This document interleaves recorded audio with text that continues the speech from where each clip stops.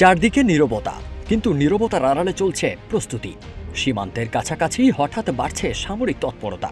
পুরনো বিমান ঘাঁটি আবারও সচল হচ্ছে। কার জন্য এই প্রস্তুতি? বাংলাদেশ ও ভারত সম্পর্ক এখন বেশ টানাপোড়েনের মধ্যে রয়েছে।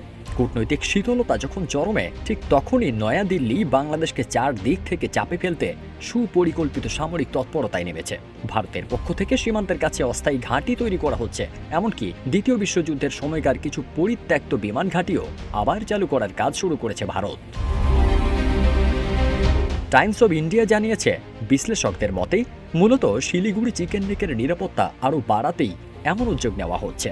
এই করিডোর দিয়েই ভারতের মূল ভূখণ্ডের সঙ্গে উত্তর পূর্ব ভারতের একমাত্র স্থল যোগাযোগ রয়েছে। এদিকে বাংলাদেশও রংপুর বিভাগের লালমনিরহাট বিমান ঘাঁটি পুনর্নির্মাণের উদ্যোগ নিয়েছে। এই বিমান ঘাঁটি চিকেন নেকের কাছাকাছি হওয়ায় বিষয়টি ভারতের জন্য সংবেদনশীল হয়ে উঠেছে।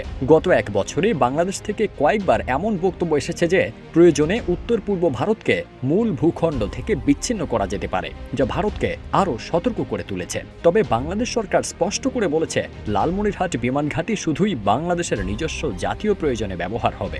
এখানে কোনো বিদেশি সেনাবাহিনীর উপস্থিতি থাকবে না।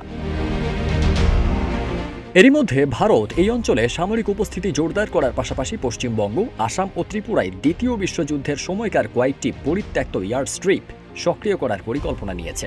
পশ্চিমবঙ্গের চোপড়া, বিহারের কিষানগঞ্জে এবং আসামের ধুবড়িতে লাচিত বরফুকন নামে 3টি নতুন সেনাঘাঁটি স্থাপন করা হয়েছে।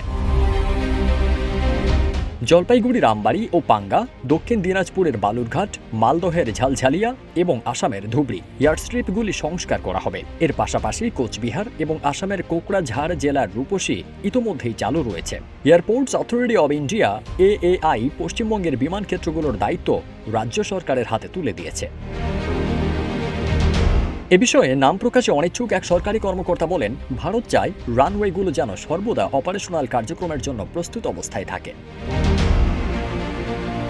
প্রতিরক্ষা সূত্রের মতে, যদিও এই এয়ার স্ট্রিপগুলোকে কার্যকর করতে নানা ধরনের চ্যালেঞ্জ রয়েছে, তবুও সেগুলোকে ব্যবহারযোগ্য করার চেষ্টা চলছে। সূত্র জানিয়েছে, অনেক বিমান ঘাঁটি এখন ঘন জঙ্গলে ঢেকে গেছে। রানওয়েগুলো ভাঙা ও নষ্ট। কিছু ঘাঁটি আবার লোকালয়ের মাঝখানে অবস্থিত, তাই এসব ঘাঁটি দিয়ে বড় কোনো সামরিক অভিযান চালানো সম্ভব নয়। তবে জরুরি অবস্থায় যেন হেলিকপ্টার বা ছোট বিমান নামানো যায়, সেজন্যই হালকা মেরামত করা হচ্ছে। ফারদিন সানি, রূপালী বাংলাদেশ।